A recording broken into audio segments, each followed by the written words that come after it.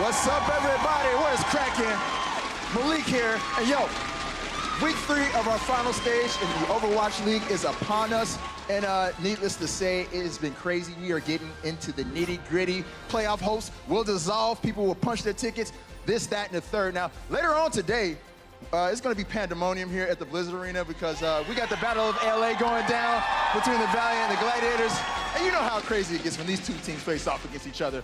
But we're kicking off the day with a rematch of our Stage 2 title match between the Philadelphia Fusion and the NYXL. Now, we ended last week with the Philadelphia Fusion losing to the Dallas Fuel, and that was considered an upset, and it kind of showed how much this meta has been changing the teams.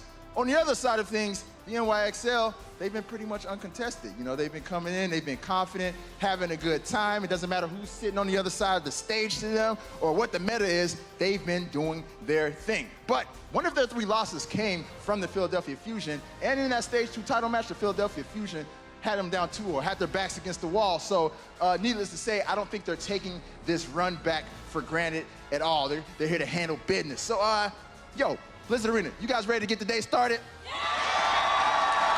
And on that, let's cut the chitter-chatter and get this payload moving.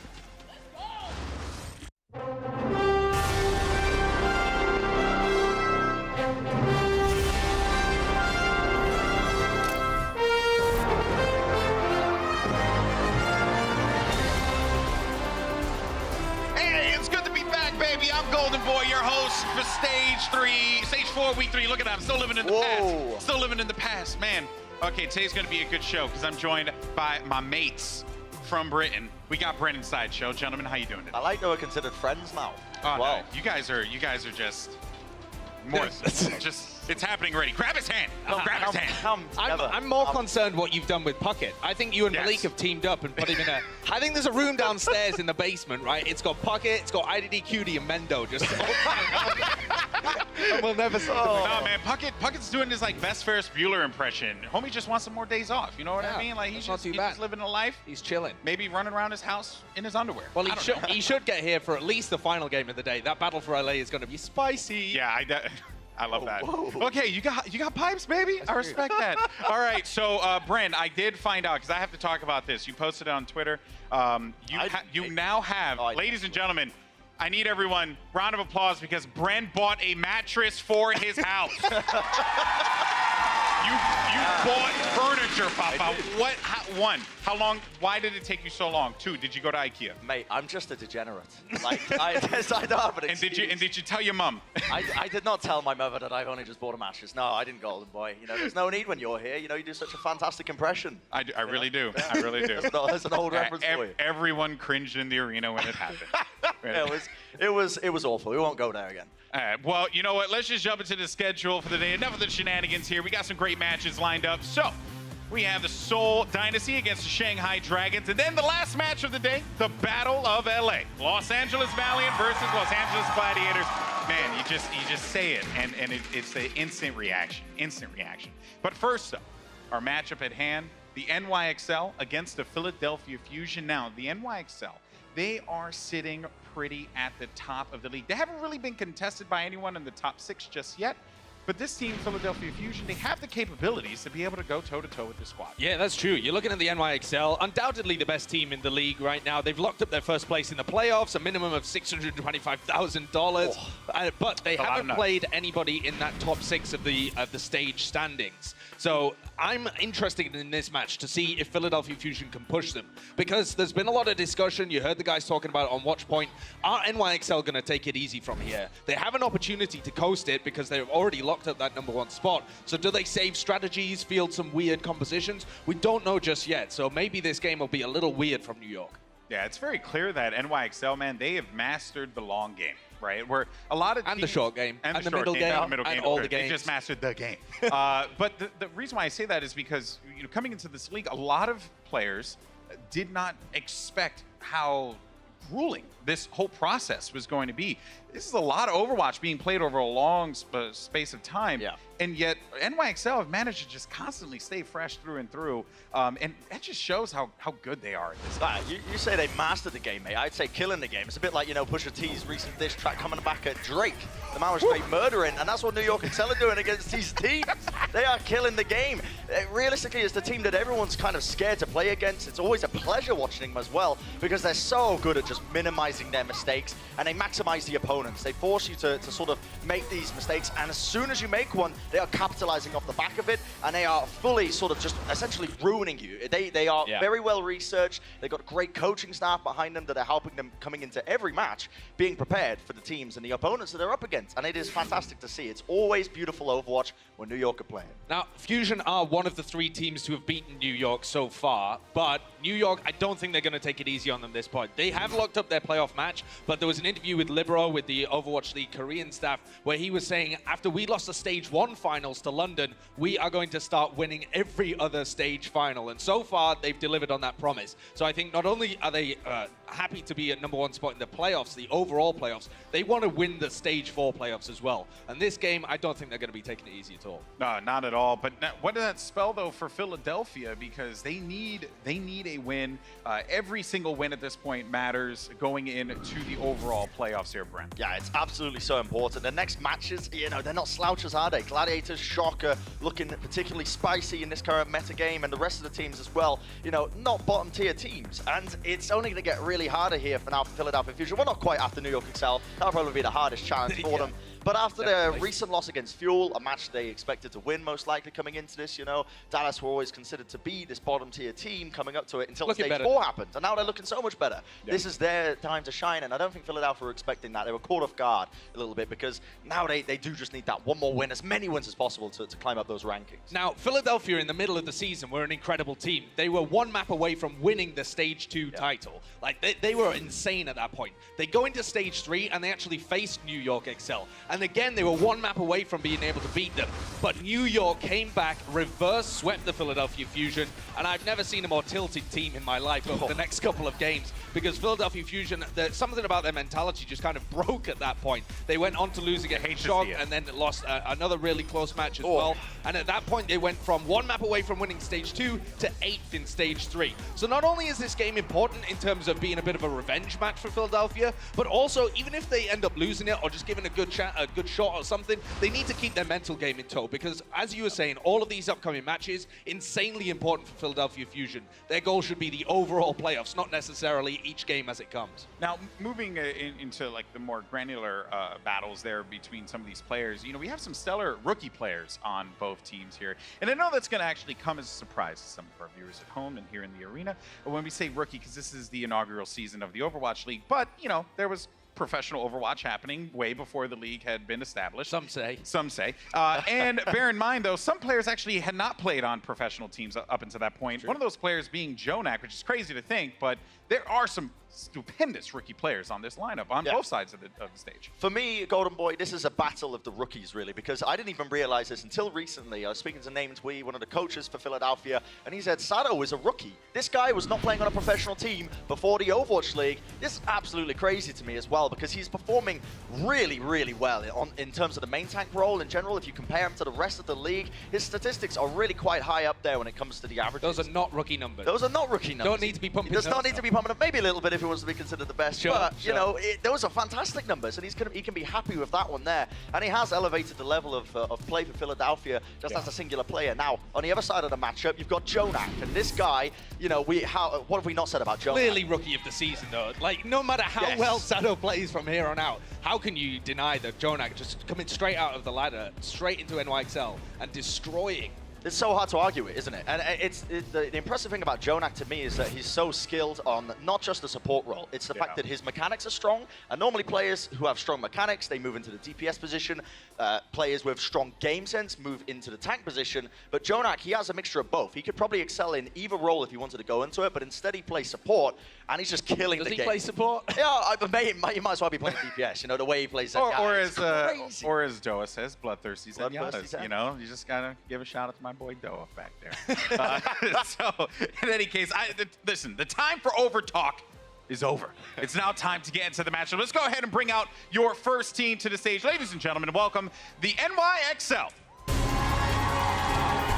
Currently sitting at 4-0 in stage 4. Fresh off of wins in week 2 over Seoul and Shanghai. And this team, no frills, no fluff. They just come out, they do their thing. That's absolutely true, but I think we might start to see some interesting stuff come out from them. And you notice here that Animo is being fielded rather than Arc, who is normally their Mercy player, their general main support player, and also, as far as I'm aware, caller for the team. So we've seen Animo kind of come in and out, and I feel like he's one of the most underrated players in the league, actually, because everyone thinks of Arc and Jonak as being their support duo, but Animo just came in the mid-season signings, filled in perfectly for Arc in all of these control matches, and honestly, you can't really tell when he's playing or when he isn't. If you remove the nameplates from all of it, you would not know which guy was playing. They are both real stellar players. Yeah, what's interesting about Animo as well is that New York as a team, they substitute him in, they put him in for these games as well. They've said in the past, they just want to give him playtime. That's whenever they've played him in the past. So it's like now it's getting into the realm here for New York where they are potentially, trying to hide away these strategies. They don't want to give away anything to any potential opponents in the near future. So this is the time now to start incorporating these players, especially because they've already locked in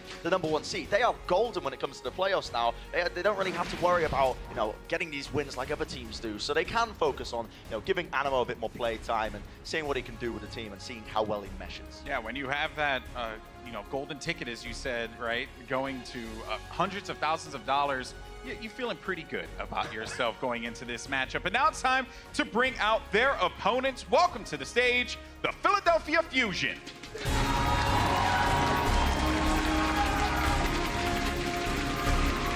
And the Philadelphia Fusion 3-1. They ended up getting a brutal defeat given to them by the Dallas Fuel. Very interesting there, and honestly kind of shocking. Yes, one of the most interesting matches that we've had so far in honestly, the latter half of the Overwatch League, because as this new meta came out, Fusion, they said publicly they're going to attempt to counter-strat their opponents in terms of the compositions they run. They're so comfortable and flexible as a team. They're happy to outdive opponents. They're happy to run the more spammy compositions, the Orisa, the Reinhardt. They're very flexible. But when the Dallas Fuel went up against them, Aero has been credited, their head coach, Aero, the new head coach, has been credited with reading the Philadelphia Fusion. The entire Dallas said they're very easy to read, very predictable, and they just destroyed them, picked them apart strategically. It wasn't that Philadelphia Fusion were underperforming individually, or even really in terms of their strats and rotations. They just got mulched in terms of the strategy. Yeah. What's interesting here is, Mr. Gushka's finally coming out. He's going to be playing for the squad now in George W. Gushka. Mr. George, and he's going to be replacing the EQO, who's pretty much been a staple in this lineup. Shadowman, they pull him out rarely. They want to be using him as kind of like this trump card player. This is interesting to me because it sort of tells you one thing, that Philadelphia are coming into this matchup against New York Excelsior, sort of trying to throw them off guard a little bit. Yeah, well, that is going to do it for us here at the desk. Now it's time to get into the matchup for our first game here for week 3 of stage 4. Let's send it over to your casters for NYXL Philadelphia Fusion. It's my boys, Monty and Doa. Thank you. We're your boys. Hey, Golden Boy's back, everybody. He just needs more boys. He already is a boy army, apparently. I don't know. Everyone's his boy. There you go.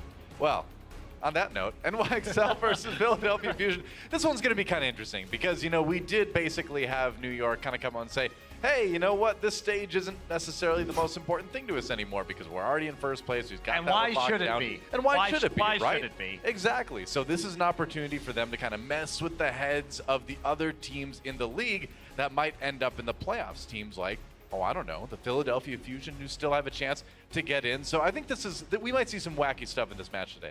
We might, but I think actually what New York is going to do is just play standard. Now, they showed up when we were casting their game last week against the Shanghai Dragons. We did see them use a lot of, I would say, counter strategies, as in they were countering themselves versus what Shanghai was running, but they were still winning because they were trying to figure out how to break it with certain compositions. They were successful in that endeavor, and today, given what we've seen from the Philadelphia Fusion, now if we go back to their last match, we saw them really struggle against the Brigitte when they played the Dallas Fuel, and they were even swapping into Tracer Genji Dive against the Fuel itself.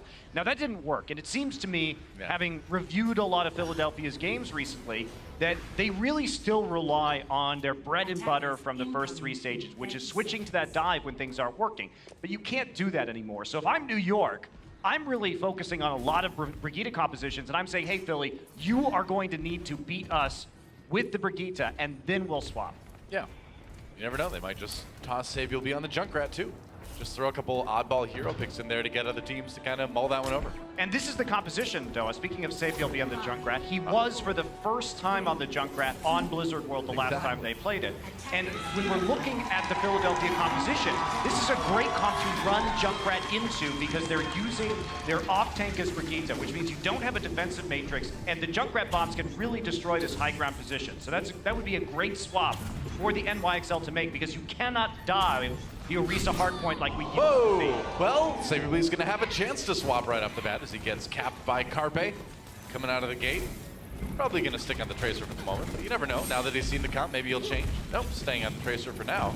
And this is another time where New York, they are really counter-comping themselves. They are going to have such a hell of a time trying to break the high ground with the Tracer and the Genji versus the Brigitte. We'll see if they can do it anyway, simply due to their skill and due to their ability to communicate on these pincer attacks. Hey, it's worked so far, but Philly's a different story. That's a good team. Here comes a dive on the high ground.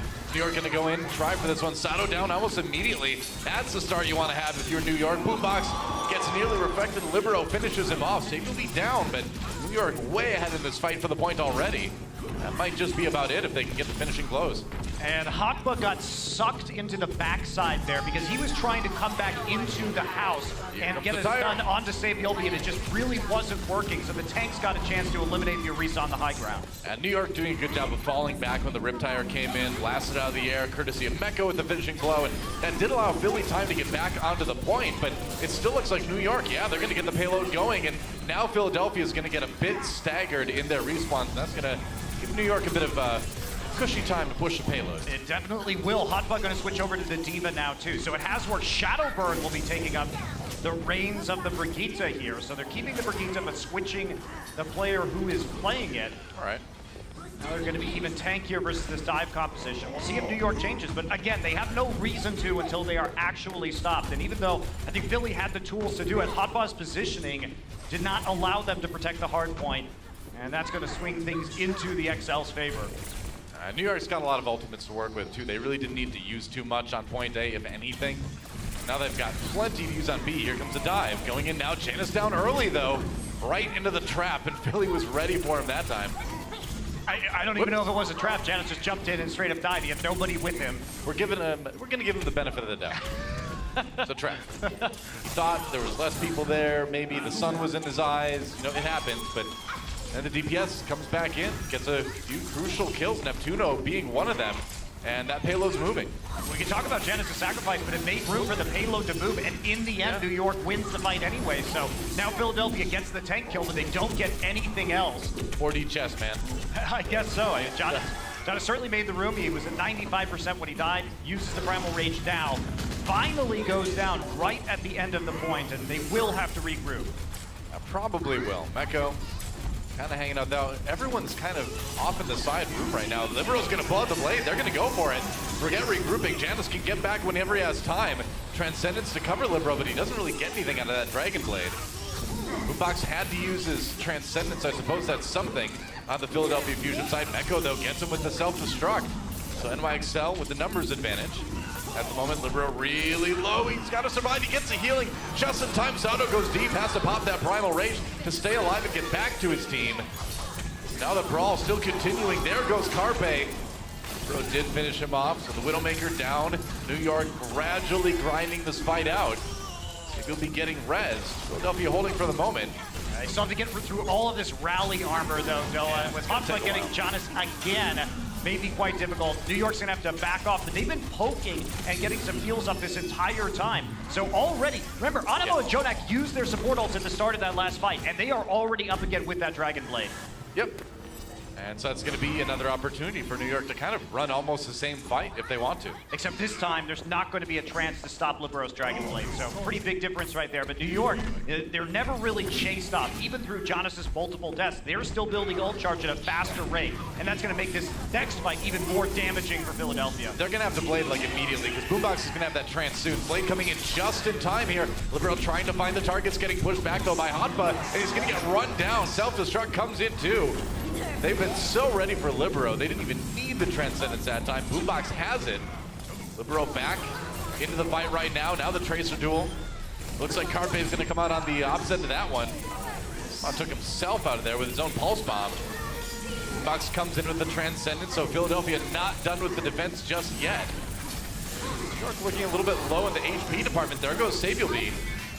And Sato's got that Primal Rage, so I think Philadelphia can hold here for a little while. I mean, they can't use this comp anymore. NYXL, I think they've run the limit of what they can do with it.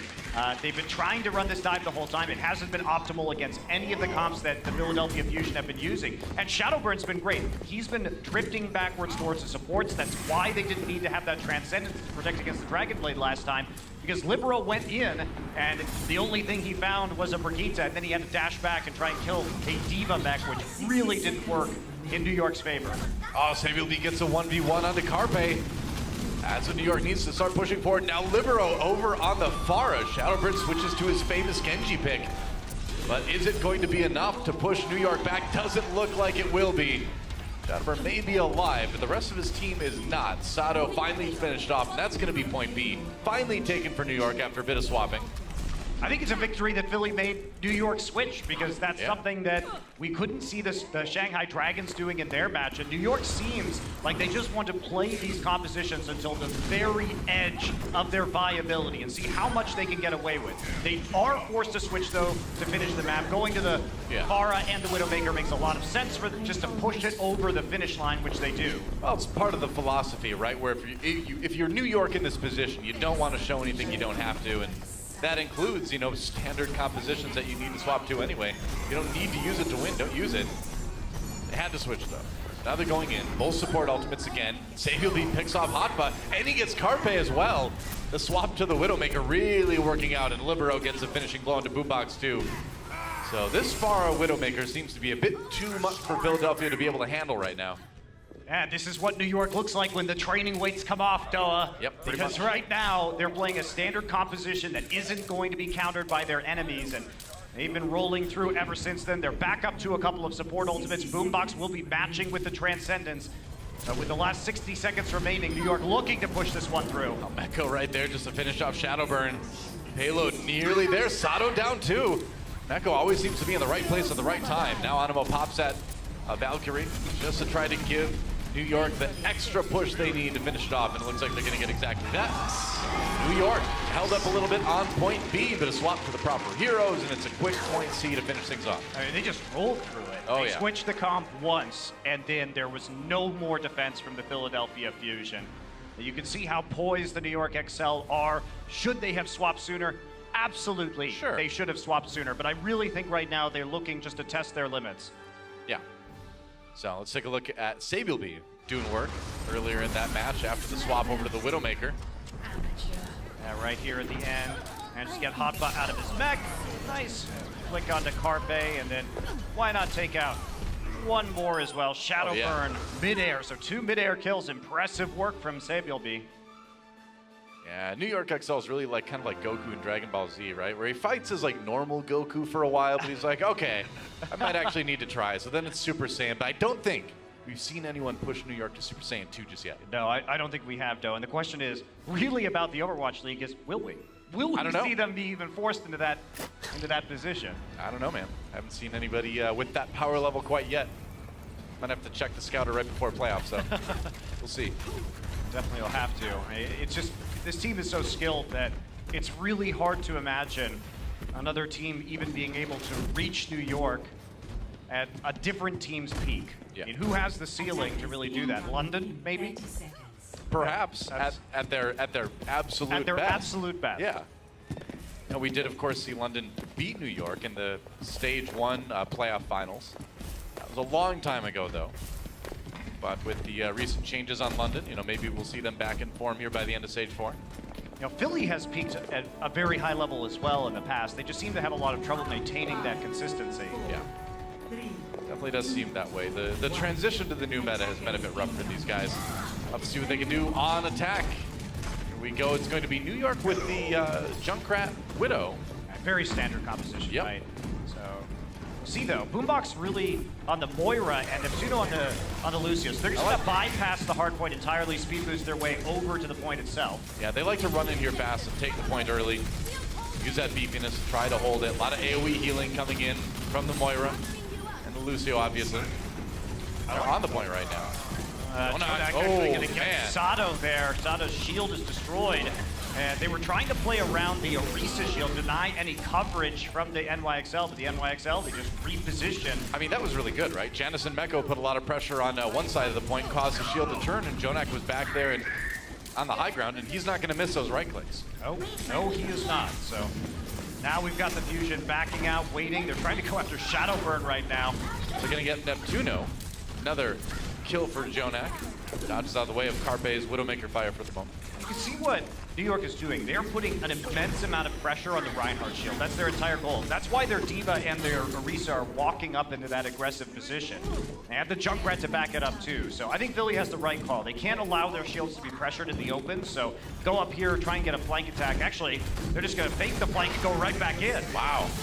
Getting aggressive now, running right through that Orisa shield, pushing New York back. But Boombox right into Libero, right as he popped his Coalescence too. That is pretty disastrous for Philly. Can't dodge when you have that ultimate channeling. No, Boombox finds that out, and that's a wasted ultimate here for the Philly Fusion. Carpe gonna shoot Libero's Riptire, so some good news for Philly. Yeah, but then the self-destruct comes in and gets Neptuno.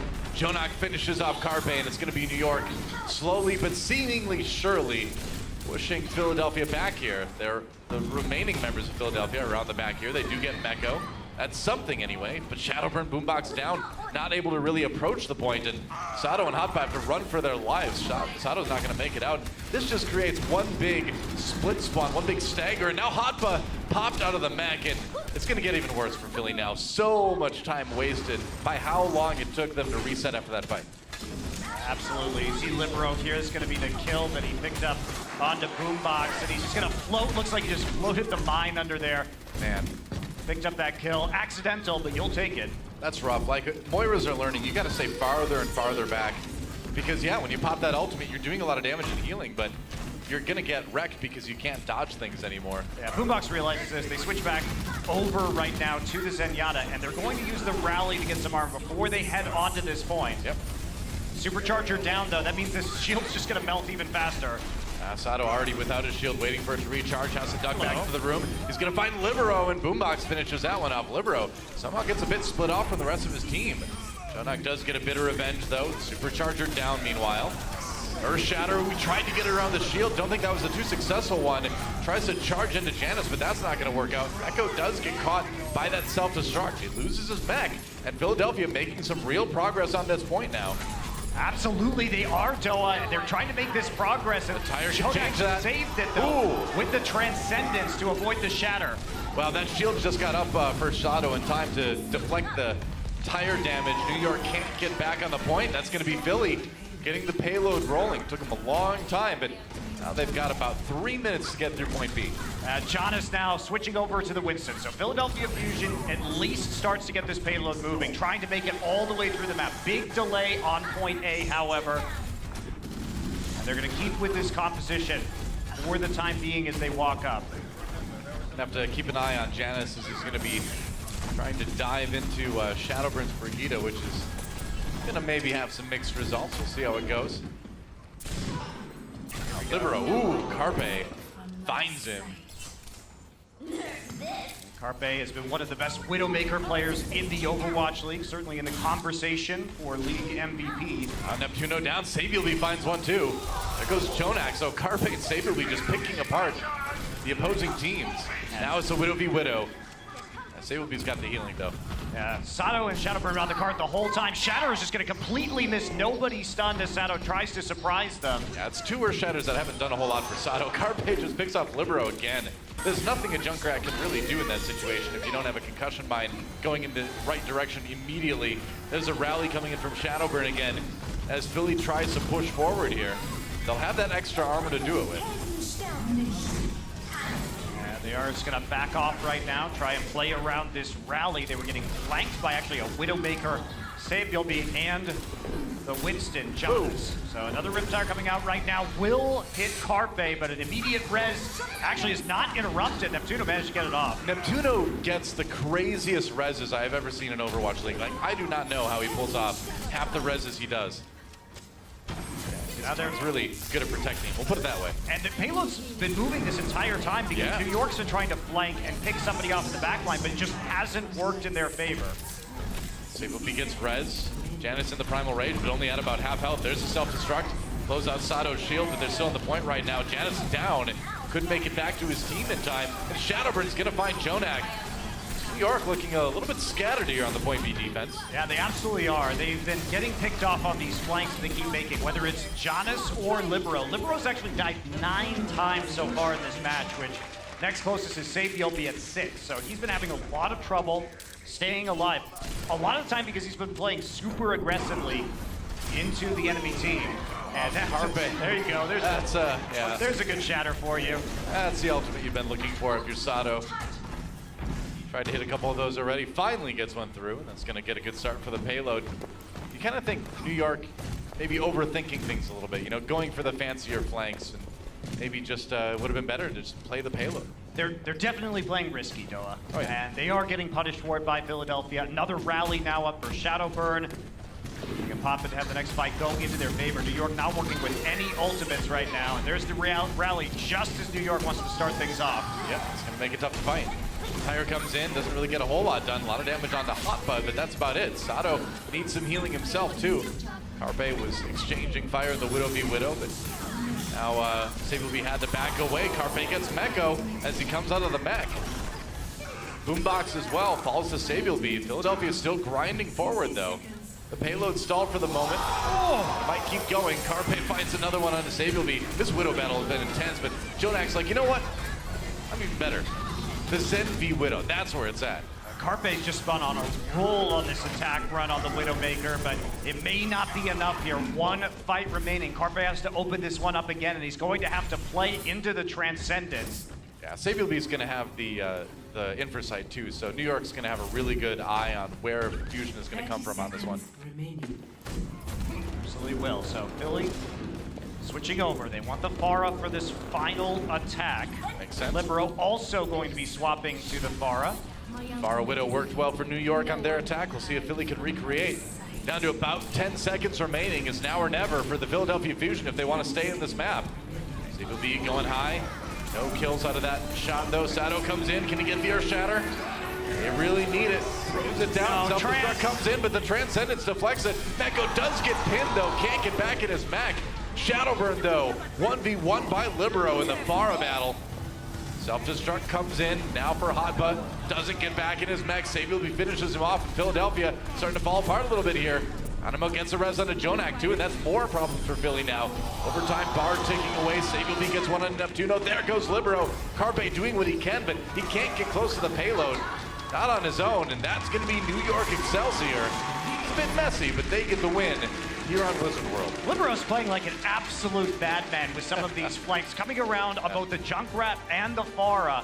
Playing with very little respect considering that Carpe's on the Widowmaker and he's trying to focus down those supports, but hey, it worked. It's what we expected, right? New York playing it fast and loose, but they've got the skills to get the wins, and that's exactly what they do on map number 1. Map 2 when we come back. The Overwatch League is brought to you by Omen by HP, the official PC and display of the Overwatch League. Intel. Intel Core i7 powers the Overwatch League. And by T-Mobile, America's fastest network ever.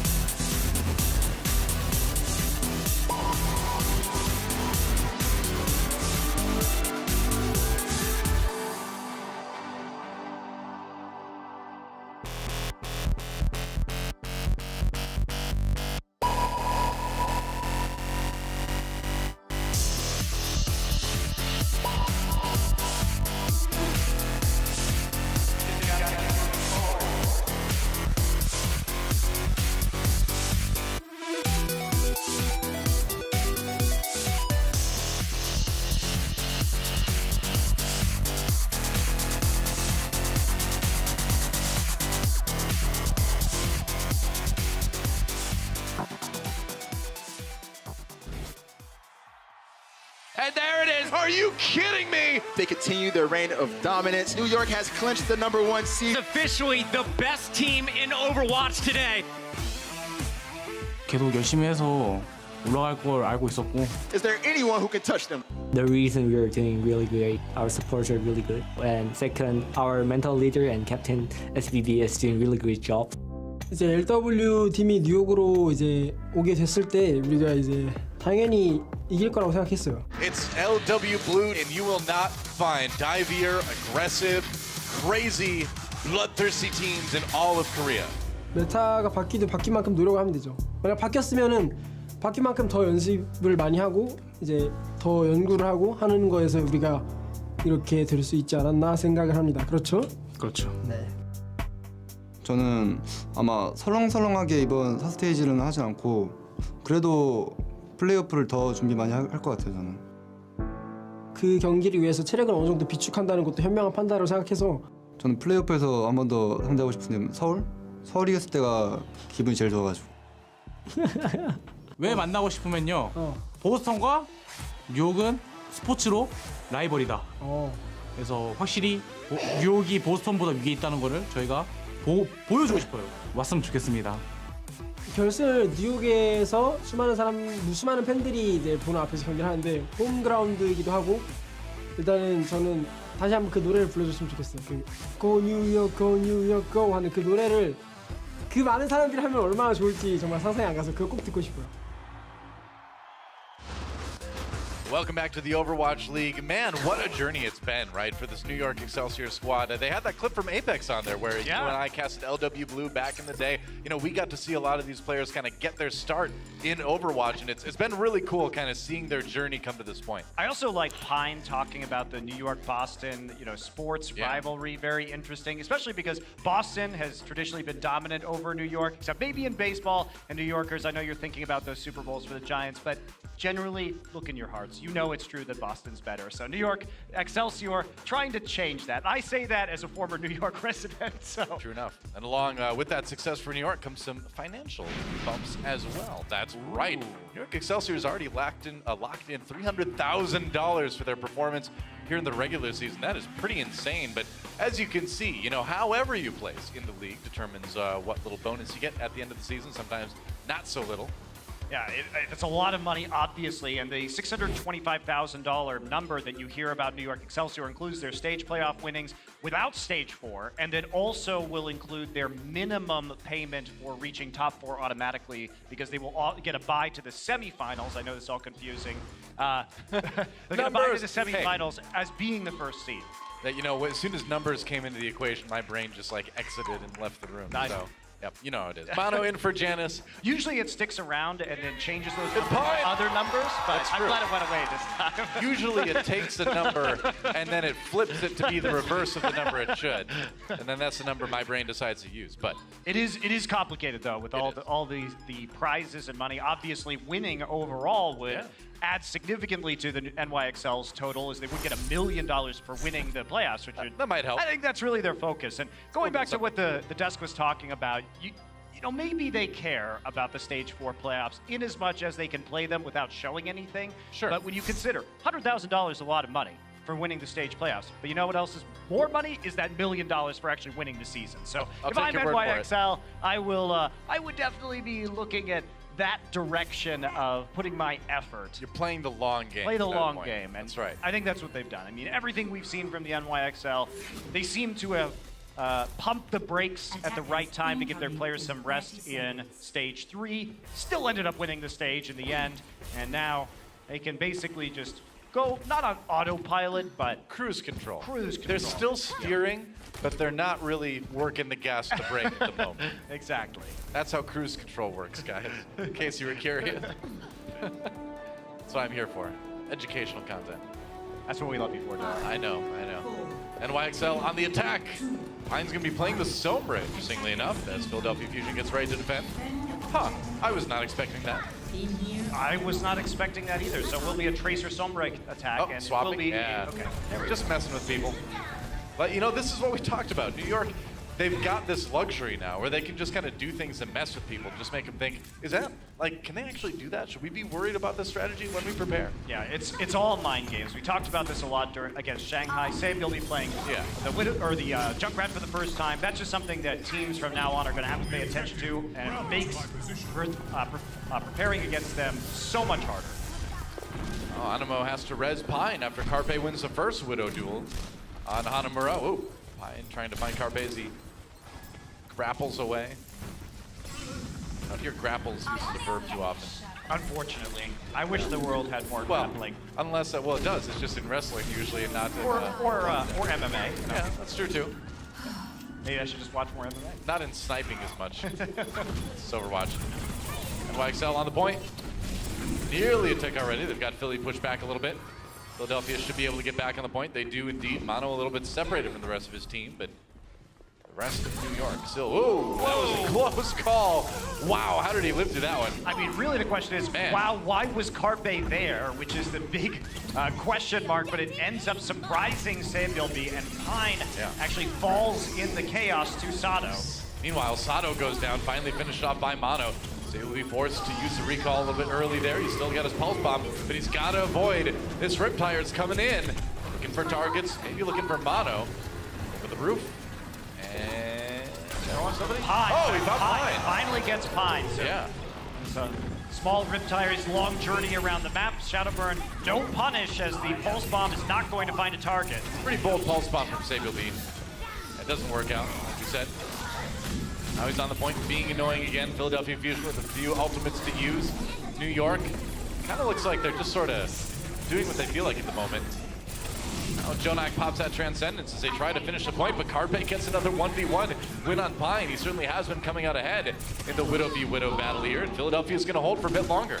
Pine has 0 eliminations so far, and in total, the NYXL only have 1. So they've been really struggling, and a lot of this is the Philadelphia Fusion. Pine is very far away from his teammates, and every time he respawns and comes back, because the NYXL have been in the point or around the point the entire time, Carpe just picks him up. Yeah. So they are definitely choosing the right targets. Philadelphia Fusion right now, playing the composition. Pine finally has it in for sight available, but there's only a minute left. New York has to get something done, and they need to do it fast. Philadelphia Fusion just trying to hold on for 1 minute more. There goes Mecho's mech. That's certainly going to help. Carpe knows that Sablebee's nearby. Caught a glimpse of him there. Oh, but Pine finally ready in the 1v1. Well, that's going to be hard to res, too, because everyone else on the Fusion is right here on the side of the point, so they're just going to have to let Carpe respawn. That's going to mean New York is going to have the numbers advantage for a little while, unless this tire can change things. He certainly has the ability to. Looking for targets, waiting. Back through the window again. Oh, gets super aggressive, and ooh, he tried to get the kill into Mono. Mono lived with like 1 health there. Miraculously survived. Meanwhile, Pine is dead. And New York trying to come in. Pine gets rezzed. And now Mono has to pop that Primal Rage. He was nearly about to die on point. Now he's going to try to chase Carpe away.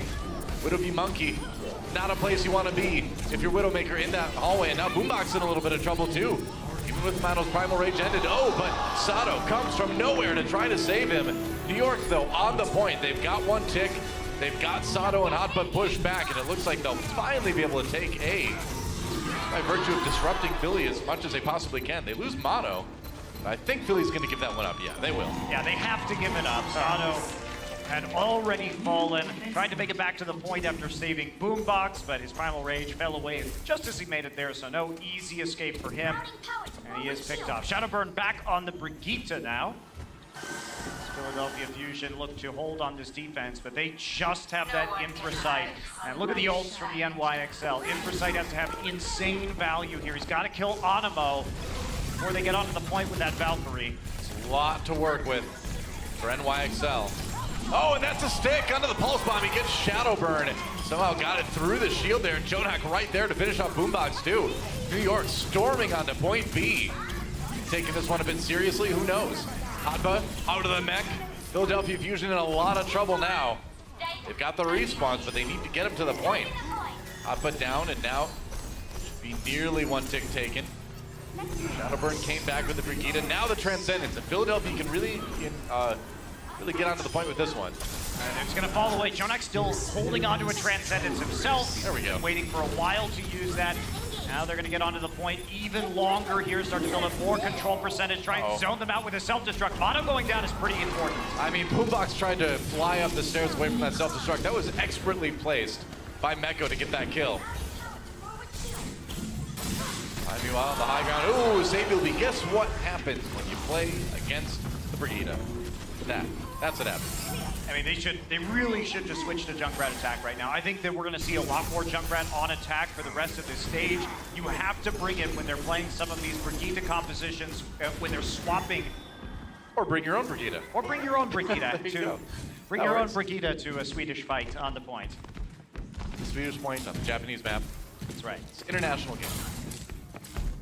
Here we go. And it's going to be a rally for Shadowburn, and that it will be one place where New York is pretty far behind Philly. They're not going to have that armor from the Brigitte ultimate. He's trying to poke up, regain control of the high ground right now. Nice Primal Rage. He's going to punt Pine straight off the map.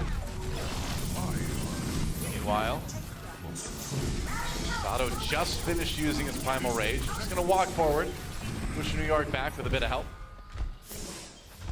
And so Philadelphia, a minute 30 on the clock for them to hold. For them to stop New York from taking the second point.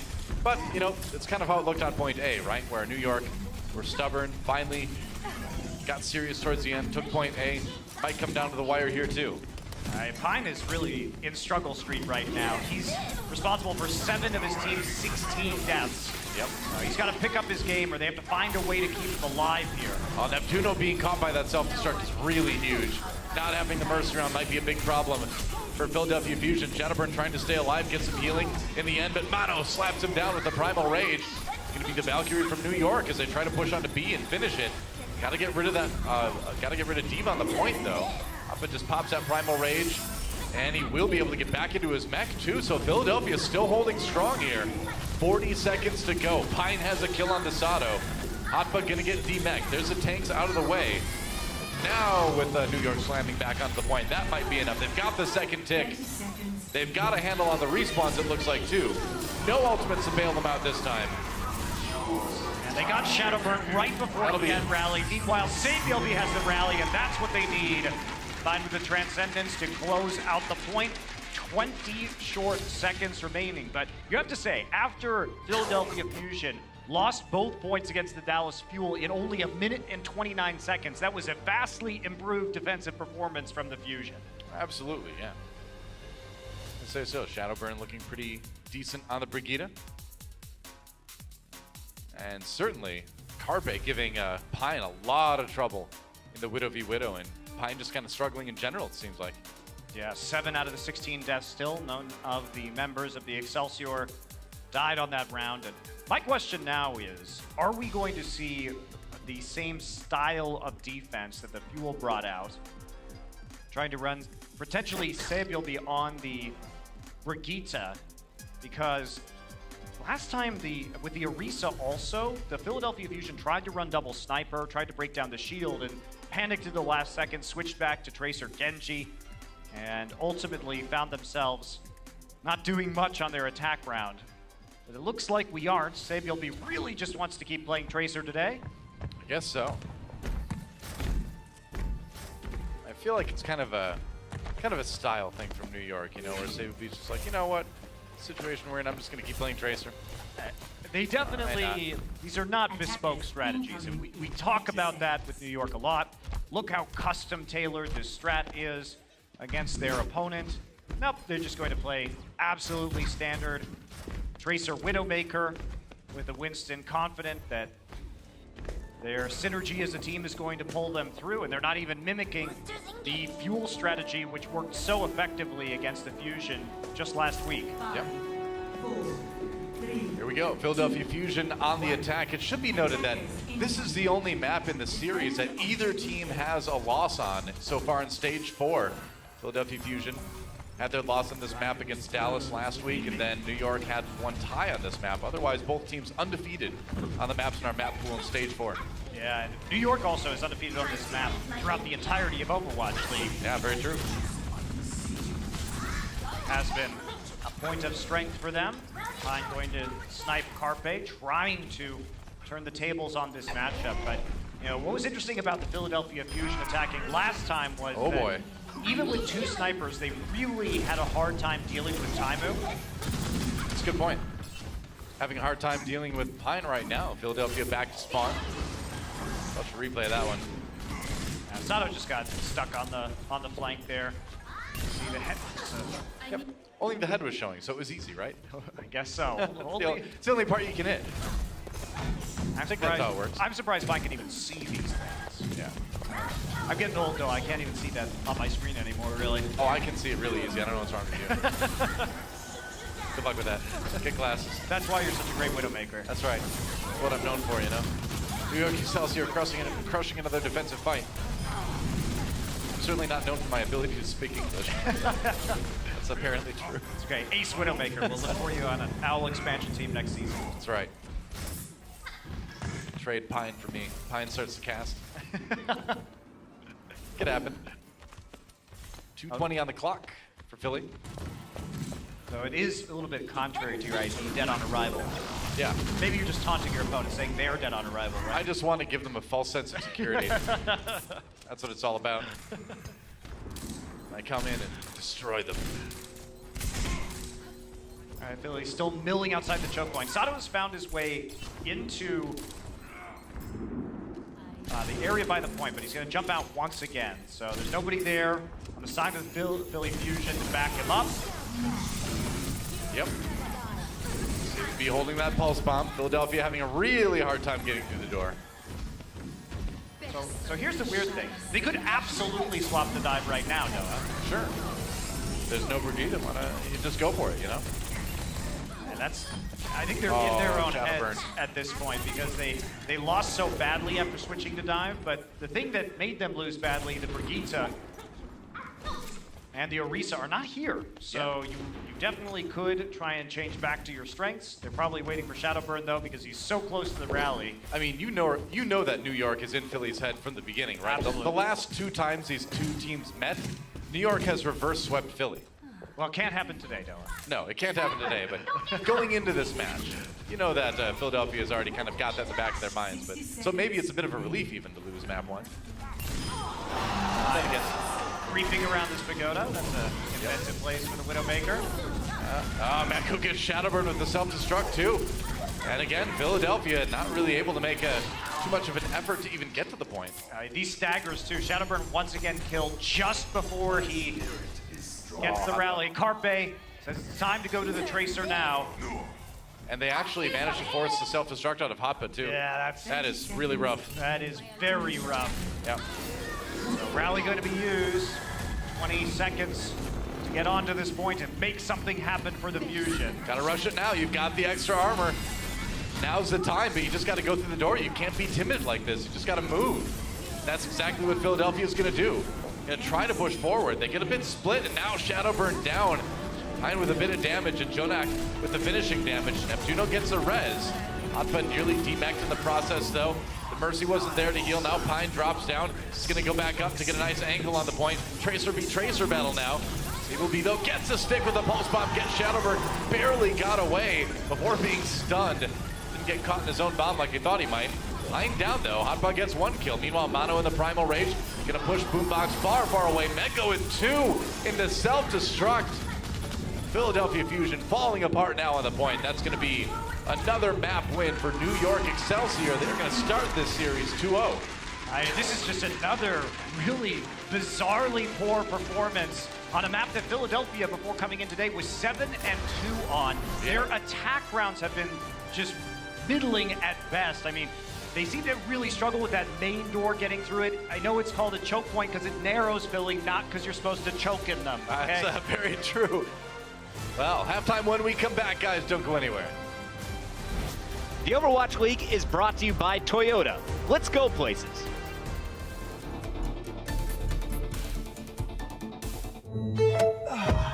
Hey, Doa, thanks for the ride. No problem. I've got something you've got to hear. This car has a pretty good sound system, right? Yeah, the best. Excellent. Because we're going to need to hear the whole range to really appreciate this. It's a thing of beauty. You ready? I am as ready as I'll ever be. This is Monte Cristo, and today we're going to take a look at a strategic breakdown of the latest match between the Los Angeles Gladiators and the Seoul Dynasty. Of all right off the bat, we're going to get a couple of environmental kills. But I hear it. At the I feel like I've heard this one before. It's like honey dripping into your ears, all of the treble and the bass working together in perfect harmony. Oh, it's a thing of beauty. It's like an ancient Norse deity decided to open his mouth and...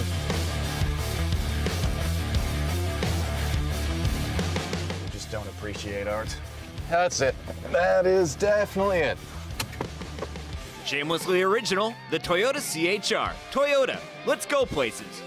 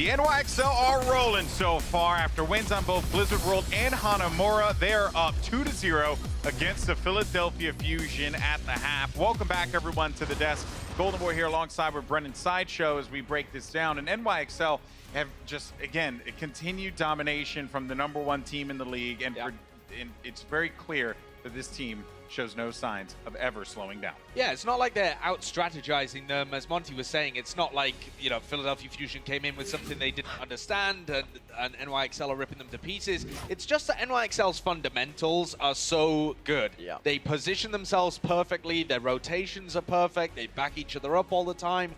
This team has just the perfect foundation to be able to make any meta work. They were saying it on Watchpoint, they're meta-resistant. Yeah, it certainly seems that way, and it goes back to an earlier point we were making in the pre-show as well earlier about how New York Excelsior, this team, they rarely make mistakes, they minimize the amount that they make themselves, and they recognize as well what the opponents do on a regular basis. They find like reoccurring themes that they can sort of pinpoint and attack accurately, sort of exploiting the weaknesses, you know? That is what they excel at, and terrible. I laughed at my own joke. I feel so bad about that. Hey, you just pulled me. You know? So you know what? If you won't laugh at your own joke, nobody else will. Okay. That's my mentality the whole time. That's what I've lived with. All right, well, let's take a look at the general highlights for this one, because there were some good moments overall in this game here. Yeah, generally. There certainly were. The Philadelphia Fusion managed to hold off NYXL for quite a while on this point B. And as Monty was saying during the cast, that's because NYXL were running this dive composition the entire time. What I liked about the way that NYXL were running that dive composition is that they were playing outside of the range of the Brigitte the entire time. Yeah. But it's still very difficult to get value out of that comp. They're directly running kind of the worst composition into it. I think they're just seeing how far they can get, you know, playing just default strategies against Philadelphia. But when it came down to point C, that was really where the magic happened, because as soon as you get Libero over on the Pharah and Sabiobi on the Widowmaker, they were outclassing the DPS of Philadelphia Fusion, which we normally think of as some of the best in the league. Yeah, and you don't really consider this end section of Blizzard World as well to be kind of like a Pharah map, because it's quite enclosed to a degree. Yeah. But the angles are definitely there for it, and it's a bit deceiving. The flanks are definitely there for it as well. And Libero has been attempting a lot of these flanks on a regular basis, and it's something that I didn't notice until Monty mentioned it in the broadcast as well, and Johnny Reinforce actually put out a tweet as well with an actual clip example of it actually happening. And Libero on a regular basis now is going for these flank attempts, and he sets up the rest of his team to actually go in as a result of them by creating so much space off the back of it, forcing the teams to peel back. Hanamura goes to, it was a bit different compared to Blizzard World, I'm not gonna lie, you know, it was very much Philadelphia struggling to find an opening, it felt like. But on the defense, they actually were pretty good, and when you compare that to their game against Dallas, as the casters were saying, it's a massive improvement, and it's because they were running a much more default, flexible composition to defend point A. They run the Winston and the D.Va instead of the Orisa comp. They're able to use their positioning really nicely, and then they've got Shadowburn there on the Junkrat originally, and then made the swap over to Brigitte for point B. And they actually held New York for a long time. So their defense was not the issue here. What a recurring theme that's happening is that they just simply cannot get the value out of their point A offensive attacks. Yeah. Because this could win you the game. You know, you hold NYXL, they've only got 20 seconds on the clock. That could be fine. But they came out originally with a double sniper composition and didn't make full use of it. Then they swapped Shadowburn over to the Brigitte. I'm thinking, where's the dive here? Because Carpe's just getting shut down repeatedly by Pine. Over the course of Hanamura, Pine had 13 eliminations per 10. Carpe had 2.7. Right. He's just not getting value out of that Widow. Make the swaps.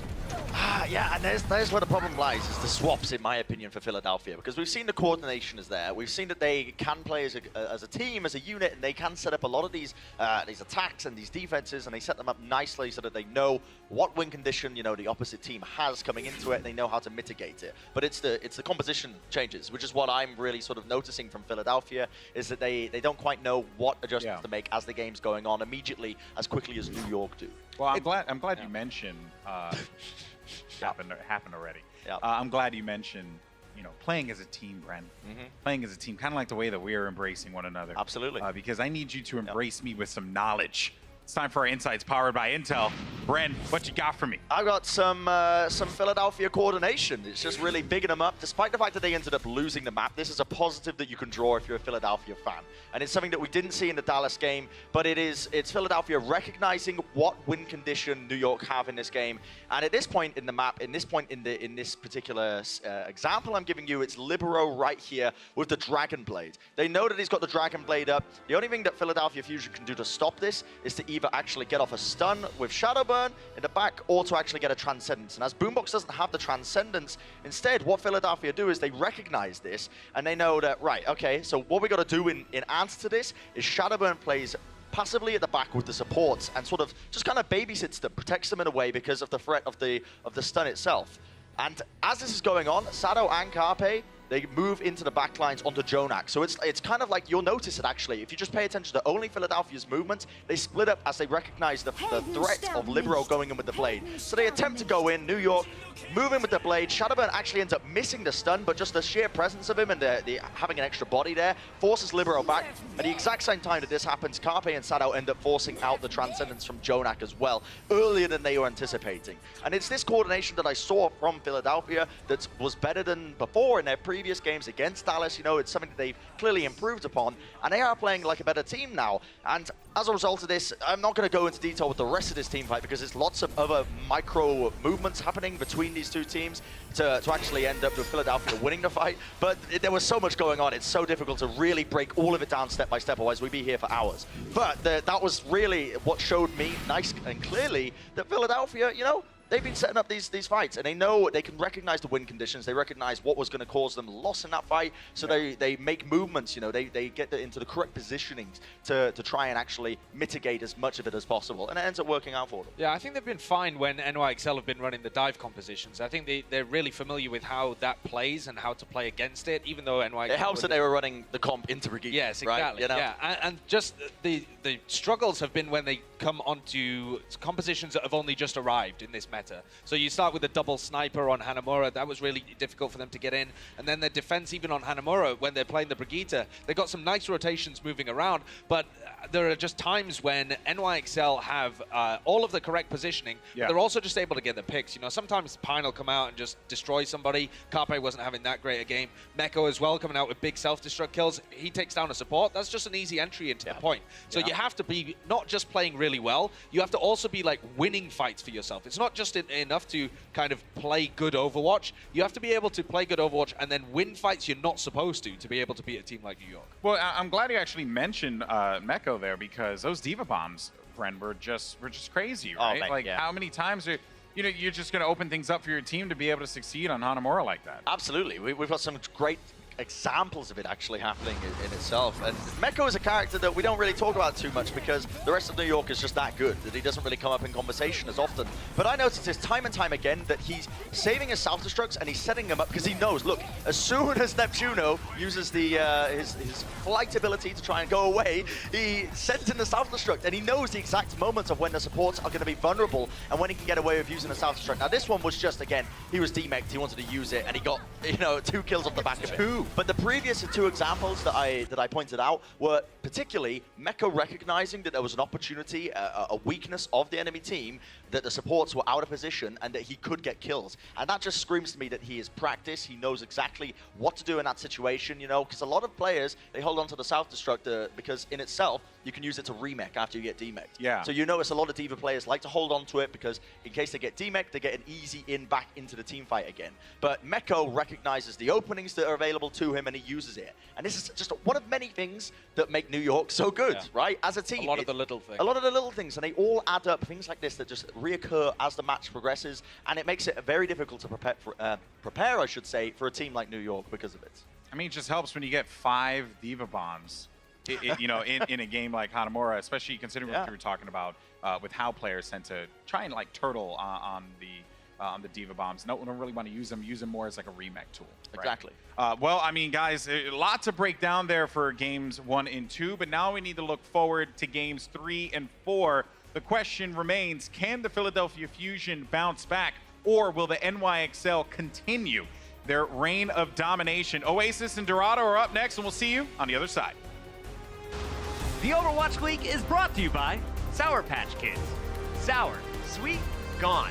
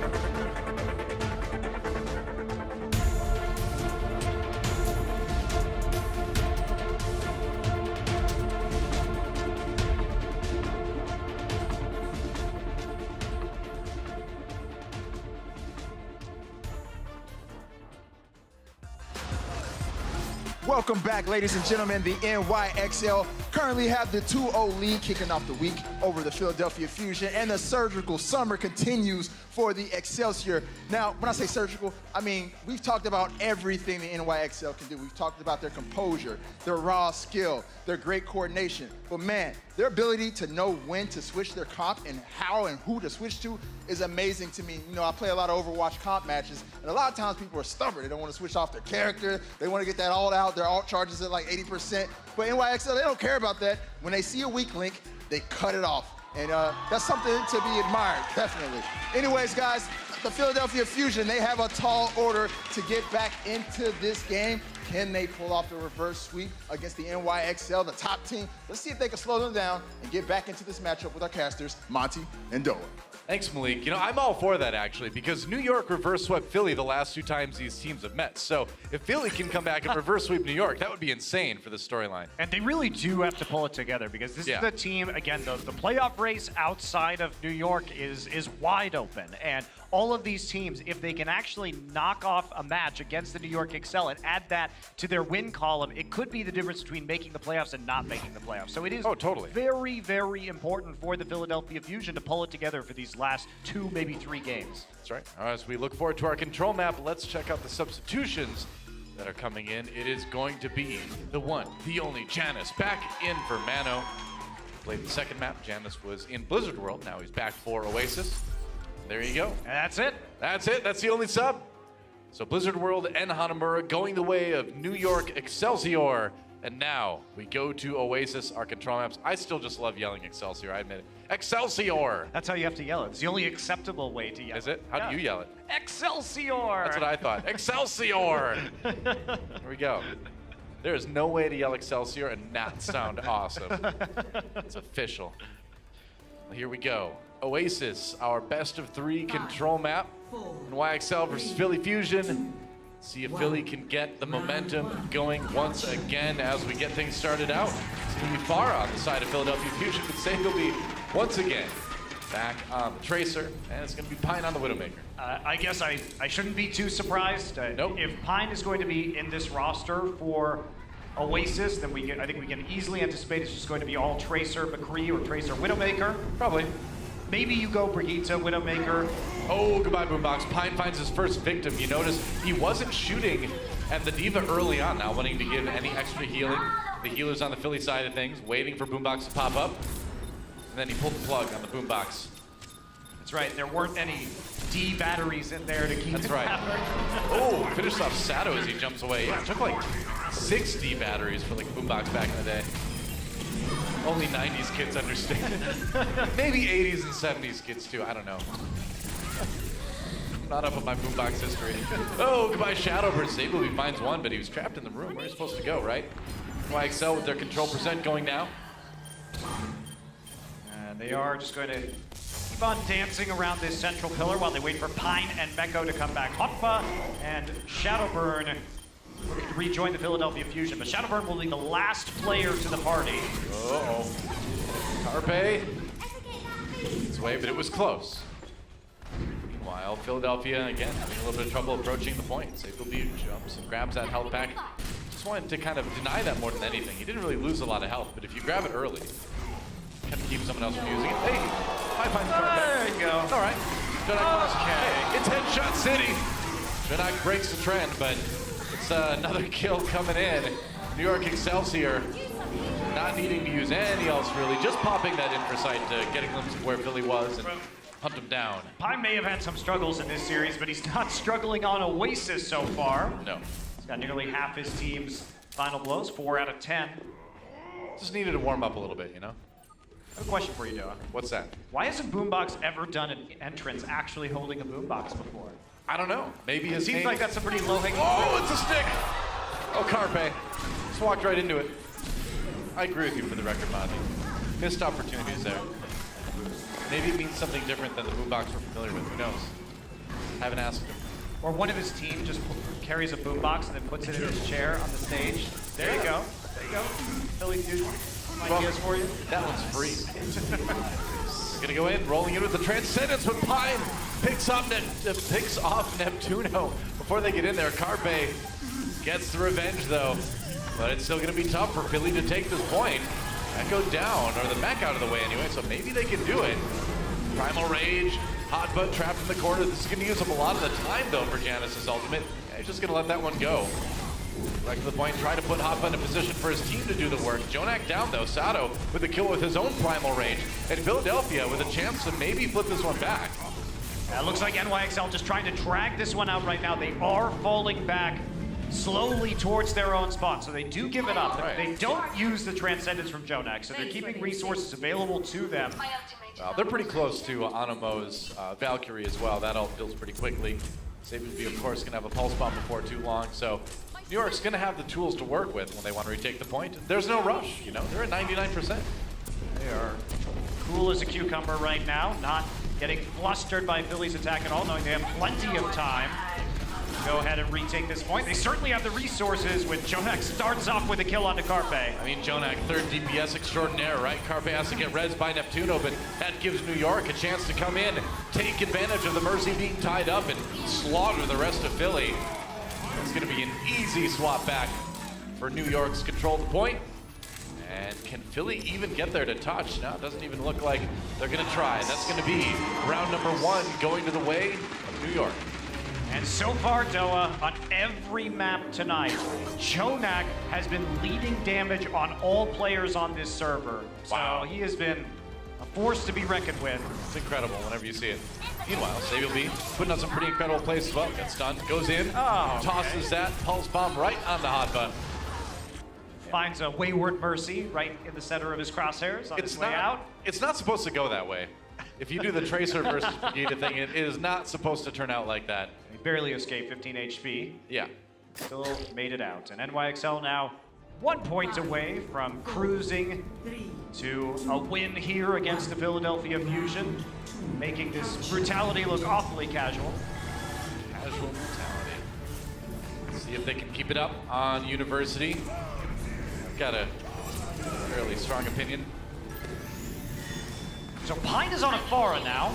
I do not know if we've actually ever seen this before. Janice dropped early by Sato. There goes Pine. Carpe gets the kill on the Pharah.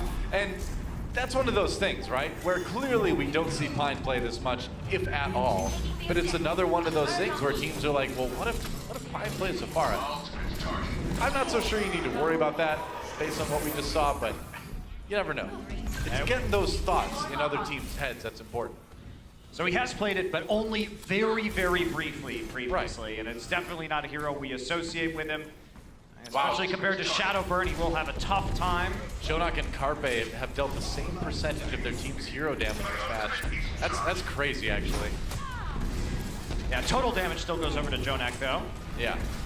But just the fact that you've got a DPS and Jonak doing the same amount of damage, percentage-wise, on each team, that is hashtag just Jonak things. We should be used to it by now, but it's always impressive.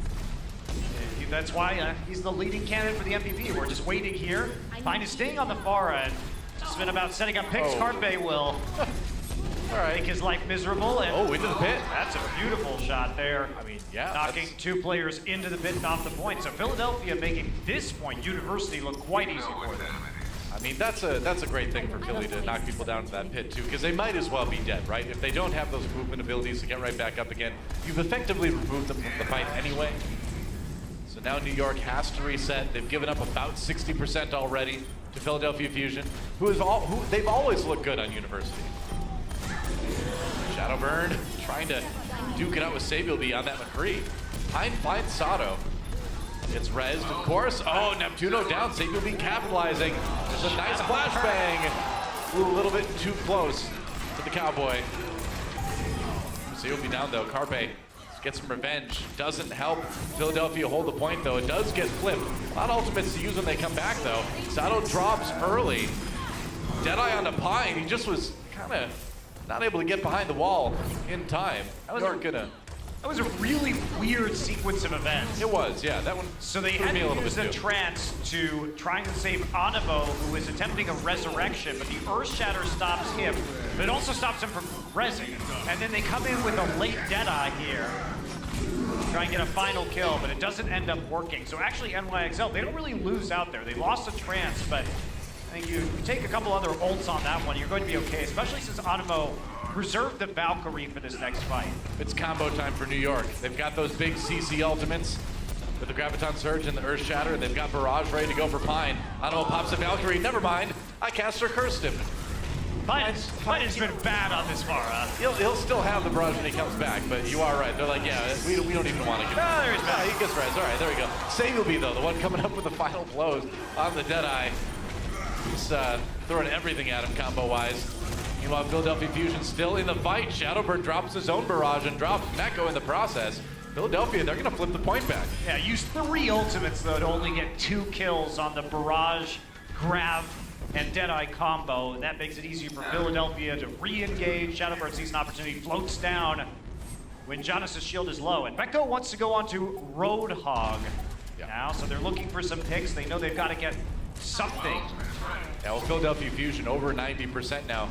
New York getting a little bit desperate. Win this 2-0. Deadeye comes in for Carpe. And it's going to back away. Loses that shield, of course, to the Deadeye damage. Earth Shatter ready, though. They can get a good angle. I mean, he can't walk up without a shield, though. That's the problem. Oh, that's aggressive. He charges forward. Wanted to get in there onto Sato. Blocks the Earth Shatter. Gets stunned, though. He's in trouble. Meanwhile, Sato charges Janice away for the kill, denying the Earth Shatter. And New York in real trouble now.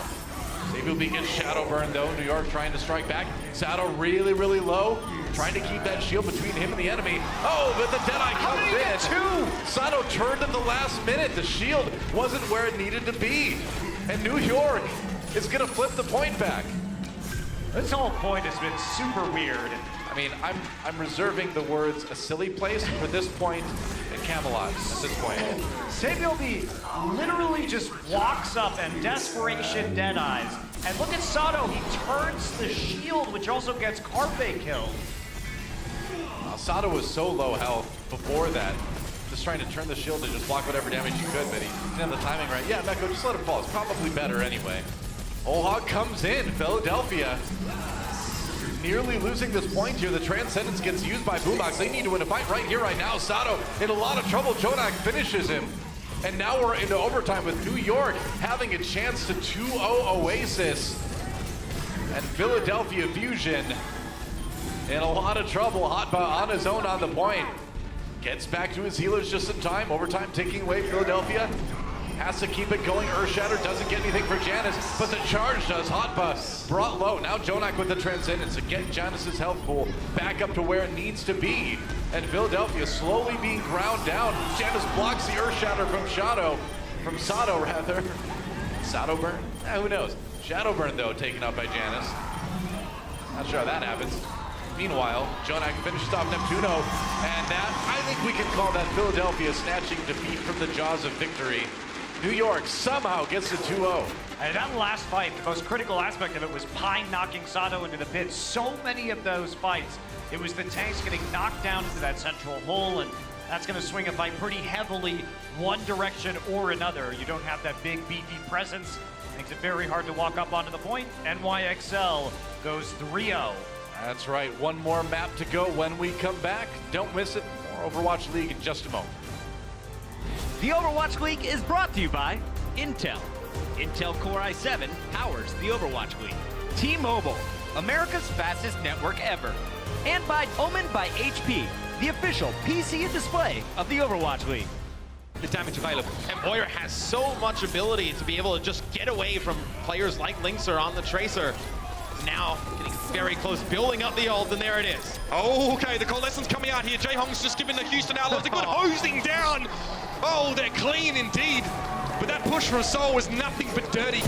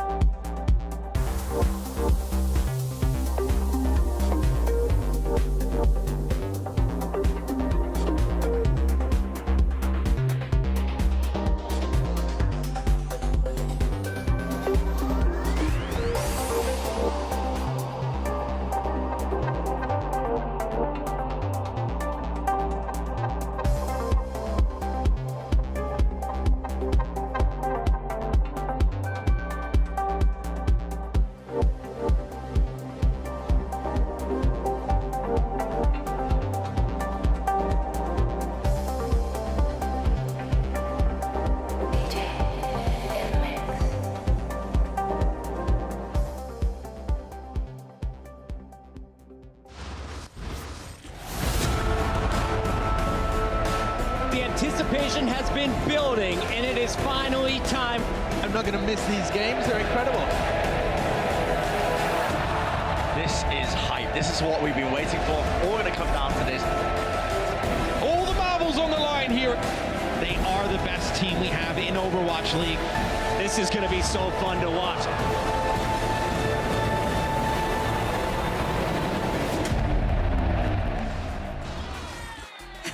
Hello, what's up, everyone?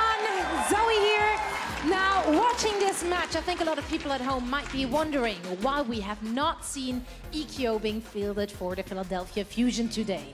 Now, prior to the match, I actually tweeted out talking about him having a wrist injury, and as of yet, they're not quite sure when he will return to the stage. So up until then, we're actually going to have Shadowburn filling in for him. We already seen him playing last week in 2 maps, and he's really doing a great job. I mean, having a high caliber player such as Shadowburn filling in for one of your players, Fusion can't be mad about that.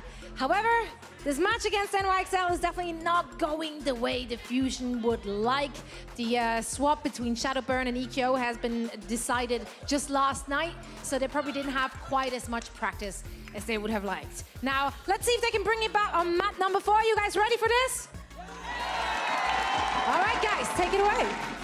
All right, thank you, Zoe. And certainly that is a big loss for the Philadelphia Fusion, not have the ability to put in EQO for this crucial match. And, you know, Shadowburn's trying his best, and I think he is a pretty great DPS player. But no doubt, not having EQO around, definitely not great for the Philadelphia Fusion. Well, it does throw off your practice, too. But like Zoe says, it is very fortunate for the Philly Fusion that they have such a deep bench of high-caliber players. And, you know, Shadowburn really hasn't been, I think, a big issue tonight. It's mostly been their coordination. It's been a brawl of a match, honestly. It's been weird. Sure has. Well, some substitutions coming in. It's Libero back in for our 4th map, Dorado, subbing in for Sabulby. And then over at the tank role, Mono back once again. Janice sitting on the bench for what will be this last map in the series. And you know exactly what New York's going to do on Dorado when they have this lineup. What this means is they will run double sniper, most likely on the attack. They could run Pharah Widow as well, if they want to play around it that way, and then probably just Junkrat, Widow, Orisa on their defense and transition into Brigitte, Widowmaker later on, should they not full hold. So Pharah Widow, you just put Pine back on that Pharah again. No. Please no. Please no. I've had enough. Put him on the Widowmaker instead. For one night. You know, he plays just like he does on the Widowmaker, which is trying to get flanks. The difference is that you're much more of a sitting duck on the Pharah, and when you try and surprise barrage people, professional teams are usually good enough to kill you in the first like quarter second of your animation, which is exactly what we saw on University. Pretty much. And YXL on the attack, and it looks like that will be the double sniper look as it gets started. Pine on the Widowmaker, Libero on the Hanzo. Meanwhile, on the Philadelphia side, they're going to go with the Brigitte here.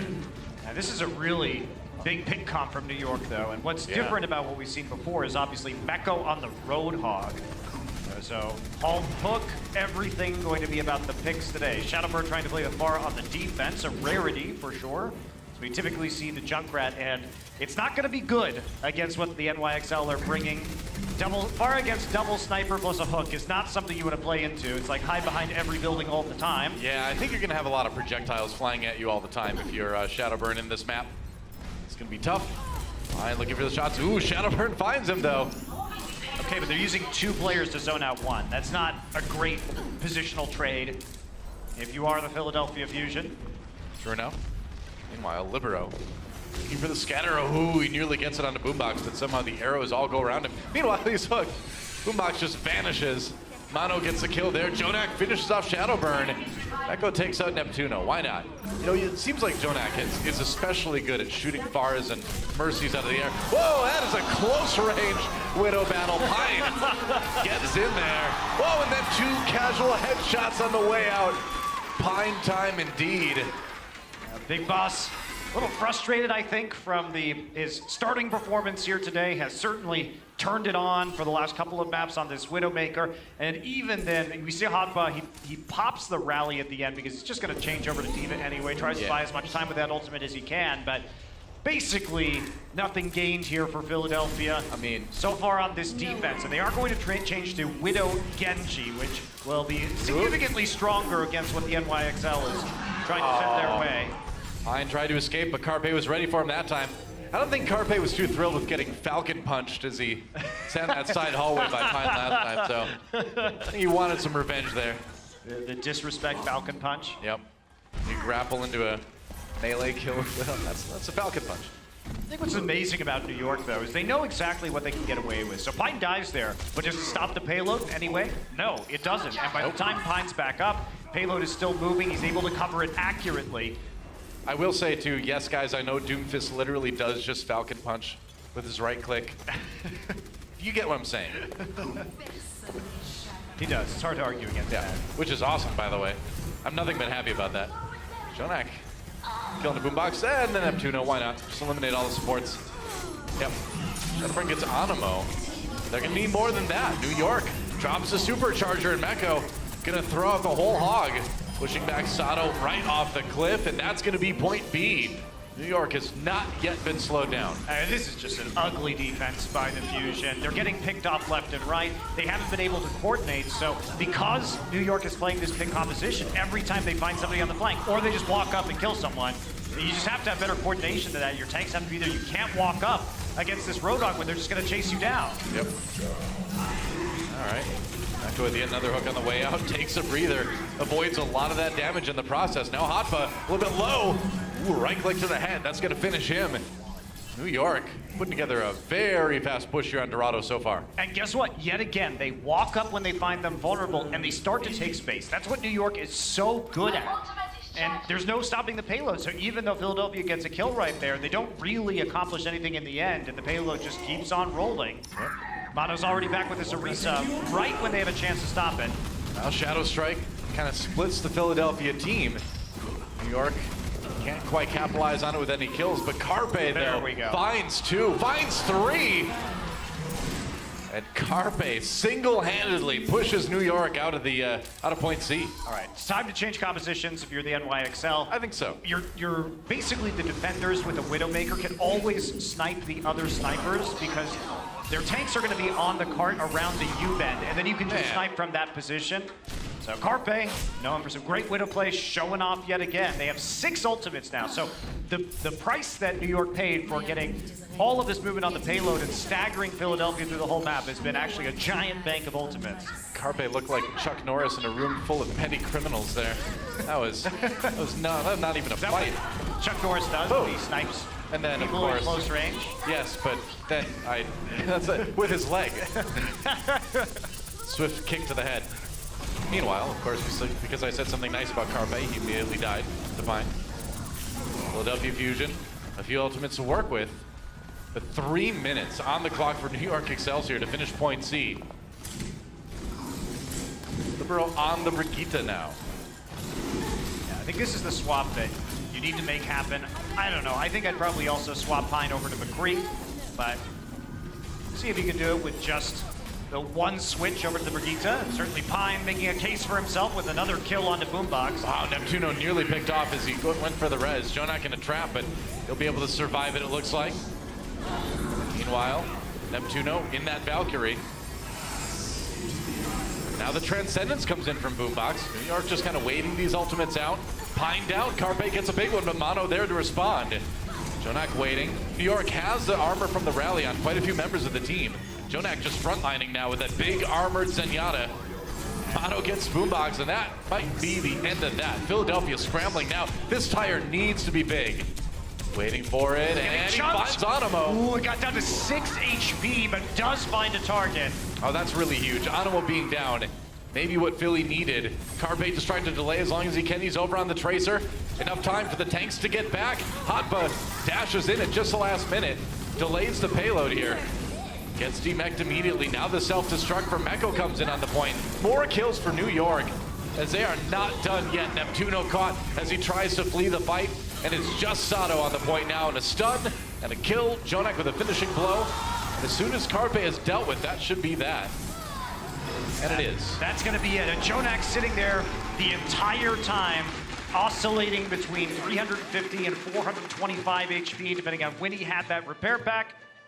And he'll account for 25% of his team's damage. Actually, Meko had even more this game.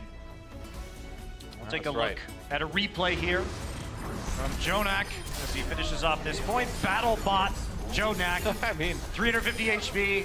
This is what enables him to be even more of a frontliner than he already is. And I think that's one of the most terrifying things about New York is, sure, Brigitta's a strong hero, and it did prevent Sabilby from playing that Tracer, but it also enables Jonak even more. So as the meta shifts, New York finds new strengths. IG88 thought he was a pretty good assassin droid until he saw Jonak play. He's like, I'm outdated. Much better. Yep.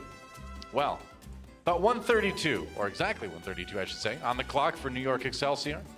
After their attack run, Philadelphia Fusion with a chance to equalize, maybe win a map here in this series, but either way, it's looked like all New York all day pretty much, despite it being a little bit sloppy from time to time. And it will be what we expect. Orisa, Widowmaker, and the Junkrat on the defense. Philadelphia maybe looking to run that same composition on their attack. Could make things a bit interesting, but they do have to get through the choke point against the Junkrat. And that's the big difference is you can have that Roadhog there with the Orisa, but if you're losing your barriers quickly to the Junkrat, and the Junkrat is dealing damage to the Hog, you're going to get tires up super fast, your Libero. Yeah, we've seen it many times. Here we go, Philadelphia Fusion. Potentially one last attack here in the series, and our final map, for sure, here in the series. New York up 3-0, they've won the map, or won the match rather, but we have to finish this map. And what does Philadelphia have for us? They're going for the double sniper. Carpe's been pretty good all day. I'd say he's always impressive. Yeah, he's a very consistent performer. That's the thing about Carpe is you always know what you're getting basically. Yeah. And you're always getting something good. Nice little maneuver to get onto the high ground. Yeah, that's the thing is Carpe will always perform. Independent of what's happening around his team. He's been a huge boon for this team so far this season. Pine finds a kill in the boombox early though. Red's coming in, Neptuno able to safely do that, but now Shadowburn drops. Pine already making it tough for New York Excelsior, and Jonak says, hey, out a piece of the headshot action, taking down Sato and Carpe on the run, blown up by Libero as he flees back to spawn, and that's gonna be New York getting a hold right as the payload comes through the choke. Yeah, they're playing the corner on the side of the choke point as well, just to make sure that they can block some line of sight. And watch for Meko here, because the hold hook combination, they're playing into the Diva, Philadelphia Fusion. Hoppa actually is going to switch right away, so you can see the defensive matrix sometimes just trying to stop the Hulk from coming in, makes it much less dangerous to play against the Roadhog, because they have to bust through your barrier, and you have the Junkrat that's coming around with the major barrier damage to the enemy Orisa. Yep. They're going to swap off in a big way, and Carpe finds Pine looking another direction. Yeah, it's going to be rip tire time for Libero here. Oh, that's a big kill. Animo down, yeah. Shadowburn finds another big one. Jonak's going to roll in with the Transcendence here to try to delay. Libero has the tire ready, like we mentioned. Can they hold on for the respawns to come back, though? It's going to look rough, or it's going to be rough. It looks rough. Tire coming down. Oh, and he finds Neptuno from on high. The Valkyrie. Neptuno was trying to play aggressively as Neptuno does. Yep. That may be Philadelphia's undoing here on this push. Sato tried to dive Pine, but he just took a face full of Widow's Kiss. Neptuno has been out of position quite a bit today, and he's been punished for it. The desk was talking a lot about that. Normally, he's been one of the best Mercy players in this league, and he's maybe having an off day because he's getting caught a lot. And based on the kill onto Pine, and they killed Animo while he was attempting to resurrect Pine, that's a push that you need to be successful, because now New York is set back up. Animo's back, had the Valkyrie when he died, will have it for this push. You've got nothing if you're the Philly Fusion, because you just reset your ult economy by switching your comp. Yep. Had to wait a little bit for Carpe to come back. He is back now. Sato coming in from behind, harassing Animo and Pine in the back lines a little bit there. Oh, he's way on his own. Sato needs to get back to his team at some point. Nice shot from Pine. Just knocking Shadowburn right out of the air. Neptuno there for the res, and now Pine gets a bit too aggressive. Sato gets back for the punish. And it's going to be less than a minute now for Philadelphia to keep pushing through here. Mono drops that supercharger. Sato kills it right away, though. And Philadelphia coming up big in this fight. Oh, wow. Carpe right there is actually point-blank sniping people in the hallways. Wow. On the side before he gets back out. That's how he got all of those kills. What a play by Carpe. No kidding. Finally drops to Pine, but he did the job. That's going to be point A for Philly. 3 minutes on the clock now to take B. I'll watch a replay of that one. Yeah, he had the Impresight up, but look at this. I mean, he's just going to hit his shots, and he's going to keep playing this hallway, too. He's going to kill Libero, and then, yeah, that's just... Why not? That's ridiculous. So gets Jonak, then gets Libero, D-Max, Meko as well. It's a big win. Yeah, it's off the back of that, too, that Philadelphia take point A. New York Excelsior resetting up the defense. Philadelphia Fusion with some tank ultimate tools to try to push through B.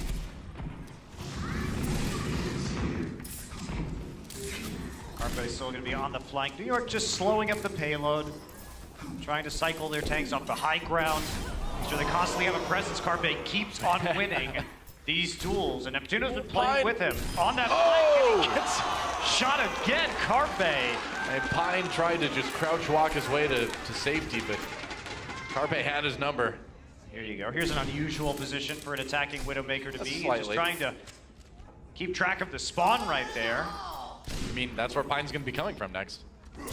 Otto, oh, he turned his back while he jumped in to avoid the headshot, too. That's what you want to do if you want to make those long dives at the Widowmakers. Absolutely. Carpe continues to be on the move. Mono trying to flush him out, but he will fail. 8 HP. Pine there for the finishing blow. Oh, man, that was a bold move for Mono. He didn't have a lot of health coming into that one. He nearly got it.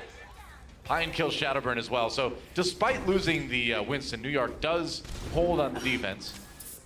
You must like me. Carpe up to 27% of his team's damage. He's leading by 7% over Boombox right now. He has taken over this game for the Fusion, but Pine shut him down. It's been such a great Widow battle this match. Carpe and Pine, obviously two of the best. It's been fun to see them work no matter what the match result is. Carpe finds Animo. You're just never safe with these two guys in the game. Got their strengths really coming through. Now Sato diving in. Pine goes to the other side, but Sato's right there with the Primal Rage. That was a mind game. Pine didn't know he had the Primal Rage. Nope.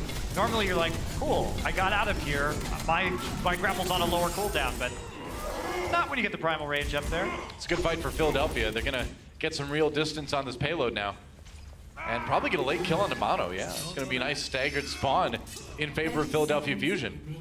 One last defense here on B to be available for the NYXL. They're coming into it with plenty of ultimates. Neptuno had to use his Valkyrie, and Libero... He's behind them, by the way. Speaking of these, we talked about these Libero flanks that have been happening all day. He normally doesn't do this, but he's doing it today. Yep.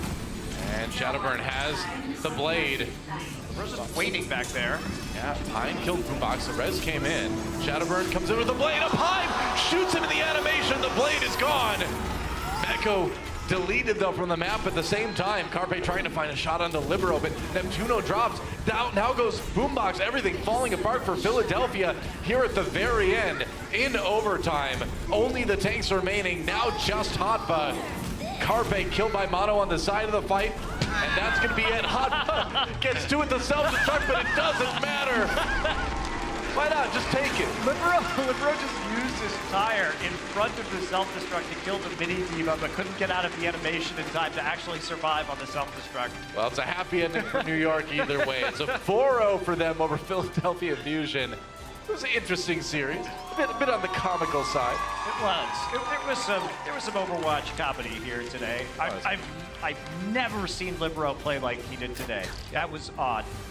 A bit of a slapstick from New York and a bit of a comedy of errors for Philadelphia at times. A match that they really could have used, but it's going to be a tough one. The crowd loves hugs. That's right. They're hugging it out at the end. New York with another win. More map differential. And some good sportsmanship at the end. That's right. So there you go. Time for a break. When we come back, the desk will break down those maps. See you then. Are you ready? Today, you're in for a real treat.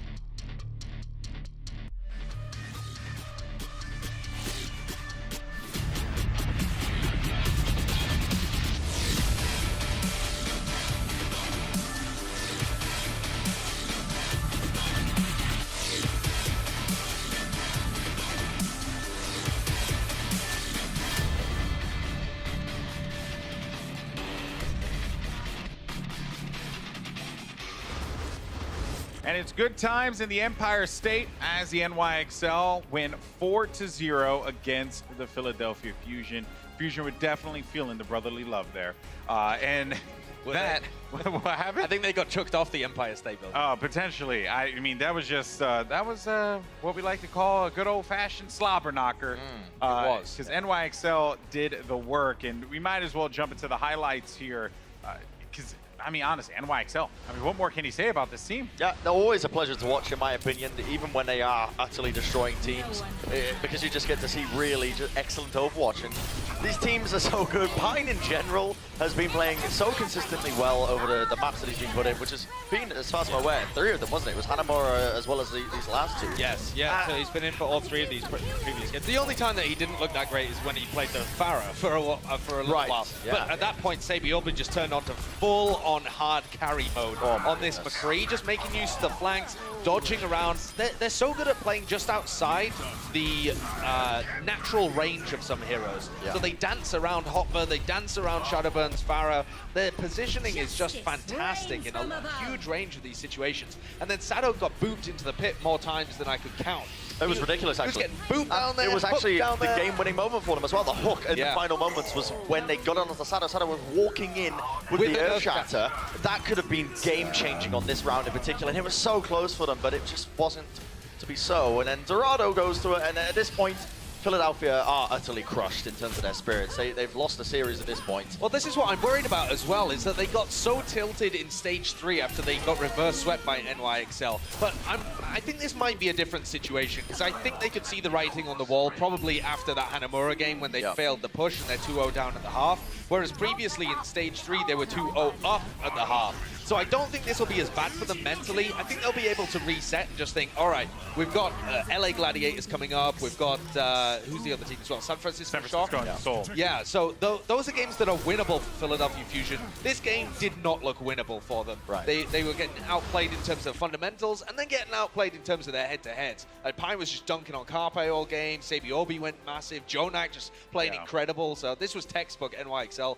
Not in terms of their strategy or how they were playing, but just textbook, like, they are a great team. You need to be prepared for them no matter what they bring. I mean, you'd have to be crazy not to go into this game against NYXL and think that there was, I mean, I hate to say this because it sounds, you know, kind of mean, but like that there was a chance. Right? you have to, you really. They've beaten them before. No, they have. But what I'm saying is, like, this team has just continued to get better and get better and get better. And Philadelphia Fusion, I'm not saying that they were like completely shut out of it. I mean, of course there was an opportunity there. Of course they could have potentially won the game. But I think it's like you need to just expect that NYXL is going to throw everything in the kitchen sink at you, because it doesn't matter if they're running their substitutes. It doesn't matter if they're not running their core lineup. They're still dominating. So you need to expect the unexpected and sometimes even the worst with this NYXL team. That's what's so interesting about them in general here, is because they've already locked in their playoff spot right now. They can afford to put it on the back burner a little bit, you know, take it easy, and some of these matches don't push their players as hard. But I respect New York because they don't do that. They just go full throttle. Yeah. And I think a big part of it is, like you were saying, Golden Boy, is the fact that these substitute players, you can honestly run them in as main players. You know, there are no real bench players on New York. They're all good enough to be in these main spots. It's very much like the way we saw the London Spitfire in Stage 1, a team that you could have slot in anyone at any point in time and they could have performed. Now NYXL have simply just adopted that same mentality. One player, though, from Stage 1 to now that's been crushing it has been Pine and his Widowmaker, I mean, Sideshow. He just utterly destroys all the time, and he outplayed Carpe so hard. He had almost, well, the pair of the NYXL snipers, actually, because Sabiobi was playing it in the first half as well, and they were getting more consistency out of that sniper than Carpe was. This is just ridiculous. Yeah, all games. I mean, the confidence on the guy to go for some of these shots, but then he just reels off shot after shot. And yeah, Carpe had a couple of sprees, maybe three, four over the course of the entire match, though. Pine was just coming out with them all the time. And yeah, he's got a ton of space to work with. Yeah, he's super confident because his team's working really well. Carpe's got a lot of pressure, but he's like the little X factor for NYXL, if they even needed it. That just comes out with the picks in situations that perhaps they are just playing, you know, safe. and they're just waiting for a pick to happen, but they can afford to wait because they always do. I'll tell you what the highlight for me was recently, him retweeting my Widowmaker 5K that I got in ranked. That, as soon as I retweeted, I'm like, yeah, that's it, I've won a life. You know, it can't get any better from that point on. Throwing out the pity retweets. What a maybe, nice guy it was Heinz scrolling through his timeline, and he looks at this and he says, "Oh, that's cute." Yeah, bless yeah, I wouldn't blame him. That's cute. Retweet. Like, bless this child for his effort. So, and then another player as well that we have to talk about, we kind of spoke about him at the beginning, was Jonak. Jonak, yet again on Zenyatta, just doing the Jonak thing. And he looks better than ever, honestly. This is his match statistics on the left-hand side from this match against his season average in a match that had lasted the same amount of time. So the time is equal here. It's just comparing it to his averages. And you can see in this match, he put out a ton of hero damage. His deaths were really low, obviously, because it was a 4-0 as well, and still had more eliminations. You can see he's playing very much up in the front line in these times. He used a Transcendence at the end of Dorado just to avoid him potentially having to be resurrected, because then he loses all the armor from the rally. So he uses a Transcendence. It's not really going to help anyone, and that doesn't help you from a tire, but it helps him because he keeps all the rally armor. And so he knows that he's like a real pivotal point for this team. And he's like, oh yeah, don't worry, Animo can die. He's only our mercy. It's all down to me. He's crazy. It's just nuts. He's floating away, just destroying everyone as he goes through. All right, well, speaking of players who are destroying, we got to go to our player of the match, sponsored by Omen by HP, and it is Sabiobi from the NYXL for due reason. Whether it was on the Widow or the Tracers, SBB, he does. As well. Realistically, it could have been any of these players in New York that we chose as our player. Yeah, you could have picked anyone. Because they were all playing so supremely well. But Sabiobi, always a safe bet to give the MVP vote to. You know, that's true. Absolutely. When you're unsure, give it to When you're unsure. Well, I think if you're unsure, give it to Jonak. But fair. Sabiobi came out with some big performances. He shut down Carpe on Widow. We don't normally think of him as the de facto Widow for the team. Played Tracer into Brigitte and was still able to get value out of it. Was able to. It was the Oasis destroy the performance McCree performance. Yeah, that was the turning point for me to decide. Like, yeah, he pretty probably deserves it for this one. Like the fact that he managed to hit all 3 consecutive shots on a Valking Mercy, then proceed to hit all 3 shots into what I believe it was Shadowburn on the fire as well. Unreal skill and mechanics coming out from this guy. Especially coming from you, Brent, with your 5K I have no Widow mechanics. plays. With your 5K Widow plays. No brain, no aim for me. So there you have it, your player of the match. Congratulations to Sabiobi. And, you know, I guess looking forward, though, NYXL do have some difficult matches up ahead. They have the Valiant, the Gladiators, and the Shock. So these are going to be some good games for NYXL. I'm excited to see them go toe-to-toe. They might be tested in those matches. Sure. I wouldn't get your hopes up, they might lose a map. They might lose a map. You never know. There you go. They might lose a map, according to Sideshow. All right, well, that's going to do it for us here at the desk. Thank you so much for joining us. We still got more matches left to play, though, because coming up next, we got the Seoul Dynasty going up against the Shanghai Dragons. Both teams looking for that first win in Stage 4. We'll catch you in just a few.